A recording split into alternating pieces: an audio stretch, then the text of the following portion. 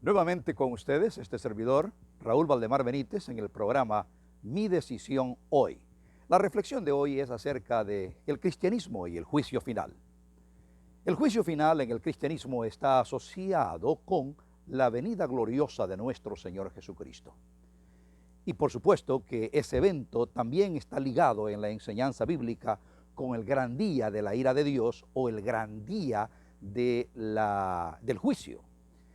Encontramos también en ese particular evento del juicio final que los redimidos van a ser salvados eternamente, así como los malvados o los que no siguieron a Jesús serían condenados eternamente. Así que podríamos nosotros enumerar algunos eventos que sucederían en el juicio final. Uno sería, lógicamente, la gran batalla entre el bien y el mal, el final de ella. La batalla entre el error y la verdad, el engaño y la verdad. Y también tenemos la venida gloriosa de nuestro Señor Jesucristo. Al venir el glorioso, automáticamente viene para redimir a los que le esperan. El propósito de su venida es redimir a los que le esperan, no condenar a los malvados, que será un efecto básicamente natural, lógico, que se dará cuando la persona que no sigue a Cristo se encuentre en el juicio final y sea destruido por su misma condición pecaminosa. También habrá otros eventos como la resurrección de los muertos en esa ocasión y la rendición de cuentas.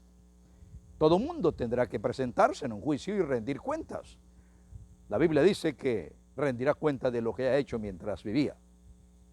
Y el otro evento que ocurrirá ya en ese día del juicio será el fuego eterno que menciona la Biblia, la destrucción total. Miremos algunas de estas cosas. En primer lugar, concentrémonos en esta gran batalla entre el bien y el mal, entre el error y la verdad. Todos sabemos que el objetivo de los seres, las criaturas que se separaron de Dios y están en una condición de pecado, es desvirtuar el carácter de Dios. Eso es lo que ocurre con Satanás o el diablo. Y para desvirtuar el carácter de Dios tienen que atacar necesariamente a Dios en su creación. Lo que Satanás hizo contra Jesús no será menos que lo que hará contra sus seguidores. La manera como Satanás atacó a Jesús no fue primeramente ya eliminándolo, no, lo atacó apelando a varias cosas, apelando a su vanidad, apelando a su fe, apelando a la presunción de que si Dios está con él o si él es Dios, ¿qué es lo que va a hacer? Él dijo, si eres hijo de Dios, convierte estas piedras en pan, apelando a la duda. Si Jesús dudaba que era el hijo de Dios, entonces ya estaba en problemas, así como lo estuvo Adán. Lánzate de aquí, le dijo el diablo a Jesús, porque la promesa es que los ángeles van a protegerte, te van a llevar en los brazos. Eso es presunción. Bueno, Dios está conmigo, yo voy a hacer lo que venga y de todas maneras Él me va a cuidar. Eso es presunción. Luego Satanás le dice a Jesús, te daré todos estos reinos, no te molestes. Te los daré si postrado me adorares. A veces el orgullo y la vanidad nos hace rendirnos ante otras cosas y no a Dios. Todo esto se debe porque a veces uno puede tener un concepto equivocado de Dios. Y el diablo está interesado que tengamos un concepto equivocado de Dios. Que miremos a Dios como un Dios destructor, un Dios malvado, un Dios que condena, un Dios que quiere la muerte, en vez de mirar a Dios como el Dios salvador, el Dios redentor, el Dios de la vida. Es decir, en la medida que nosotros pintemos a Dios como el cruel, el terrorista, entonces seremos religiosos equivocadamente. Seremos religiosos por miedo, seremos religiosos por temor, en vez de ser religiosos por amor. Y esto el cristianismo lo contradice, lo enseña claramente, que hemos de acercarnos a Dios por amor, porque realmente queremos estar con Él y entendemos que Él es accesible.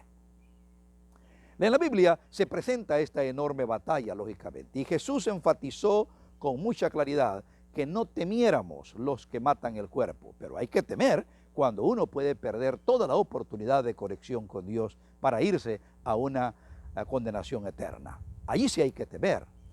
Entonces, no hemos de temer inclusive los sacrificios físicos, pero hemos de temer cuando se nos destruye la fe, se nos destruye la posibilidad de permanecer conectados con Dios. La gran batalla entre el bien y el mal se terminará justamente cuando se aclare todo esto al final.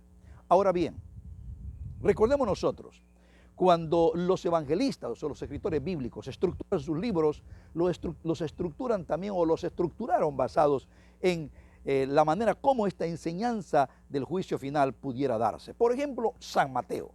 Él estructura su libro anticipando al juicio final unos eventos interesantes. El juicio final que Mateo presenta aparece en el capítulo 25 del libro de San Mateo, en la segunda parte de ese capítulo, cuando presenta que es Jesús quien viene y separa ovejas de cabritos. Y él realmente basa eso en la evidencia que el individuo tiene en su vida de haber practicado el amor, evidenciado lógicamente en la relación con su prójimo. En otras palabras, así como Caín debió haber evidenciado su relación con Abel, una relación de amor, es la que Dios espera que sus hijos también tengan ahora, antes que vengan a presentarse en el juicio. Y los eventos que Mateo pone como precediendo al juicio son, por ejemplo, en el capítulo 23, él habla de la falsa religiosidad de los fariseos, que pretendían o aparecían delante de los demás como puros, pero en el fondo eran personas que se interesaban nada más en que los demás percibieran que ellos eran mejores que otros. Pero no amaban a los otros, no tenían interés en el bienestar de otros. Y sin embargo, querían de que Dios los recibiera. Jesús los llamó sepulcros blanqueados. Una persona puede ser religiosa de esa manera, pero no estar preparada para el reino. Eso es lo que Jesús estaba diciendo. Eso es lo que Mateo está planteando. En el capítulo 24, Mateo plantea las señales de la cercanía de la venida de Cristo. Y enfatiza que Jesús vendrá a una hora que realmente nadie la sabe, sino que todo el mundo tiene que estar preparado.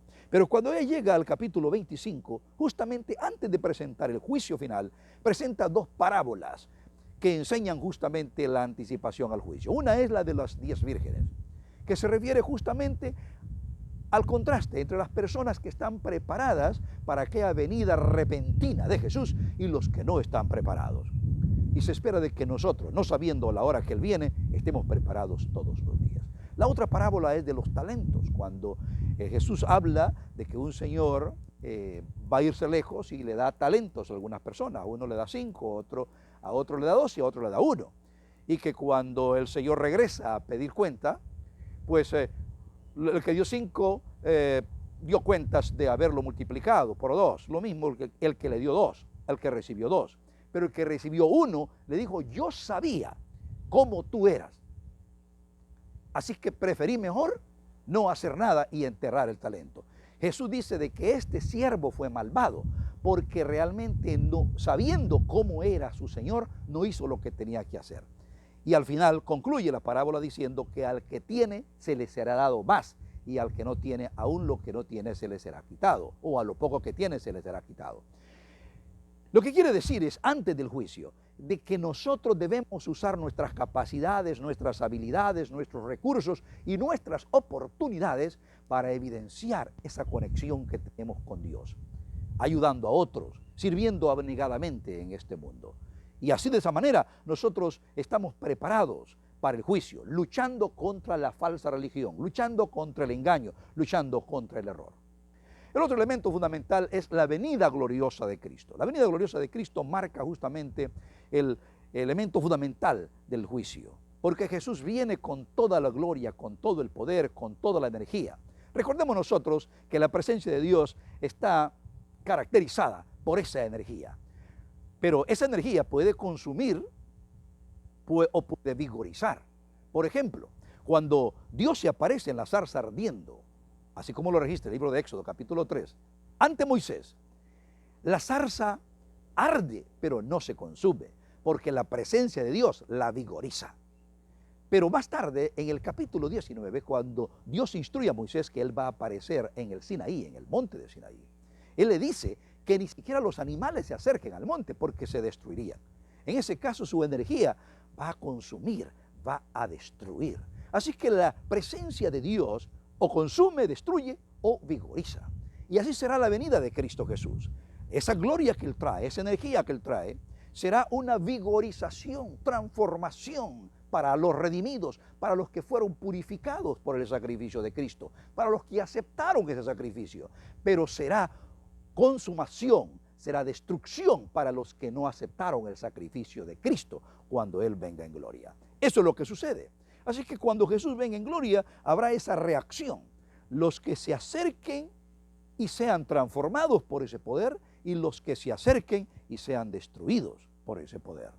Ahora, recordemos, la destrucción no es la intención de Dios, sino que es la consecuencia natural del estado de pecado que el individuo vive, que al acercarse a Dios, al acercarse a la energía, al poder de Cristo, no puede resistirlo y es destruido. Pero no es que Dios quiere destruirlo. Más bien la destrucción se debe a la omisión de Dios para proteger al individuo que antes no quiso estar con Dios. No es que Dios está emocionado, airado para destruir a aquel que no le siguió.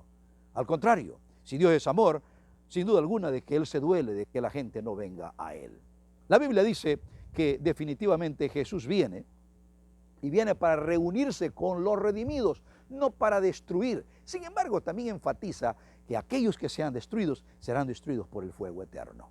Así lo dice Mateo capítulo 25. Cuando Jesús aparece separando ovejas de cabritos y llama a unos, venid, benditos de mi Padre, heredad del reino preparado para vosotros desde la fundación del mundo, y a otros les dice, no, ustedes aunque me digan que hicieron muchas cosas, las hicieron, pero quizás equivocadamente, no con la verdadera intención.